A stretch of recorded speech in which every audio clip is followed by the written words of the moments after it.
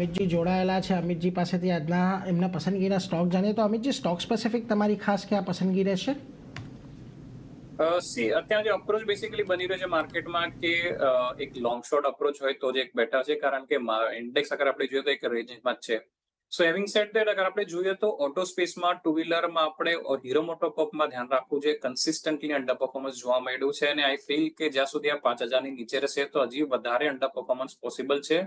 સો hero મોટોકોર્પનું જુલાઈનું future વેચી શકાય.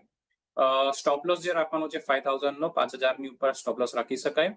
અને ડાઉનસાઇડમાં પોસિબિલિટી છે કે 4,500 સુધીનું કરેક્શન હીરો મોટોકોર્પમાં જોવા મળી શકે.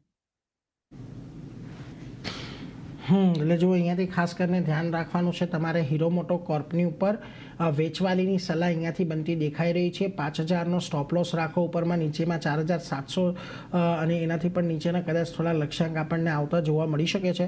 એટલે હીરો મોટોકોર્પ પર અહીંયાથી તમારે ફોકસ રાખવાનો છે. ઇવન 4,500 સુધીના નીચેના ટાર્ગેટ તમને જોવા મળી શકે છે. એટલે જ્યાં સુધી 5,000ની નીચે છે ત્યાં સુધી કોઈ બહુ મોટી તેજીની અપેક્ષા અહીંયાથી નથી બનતી દેખાઈ રહી. તમે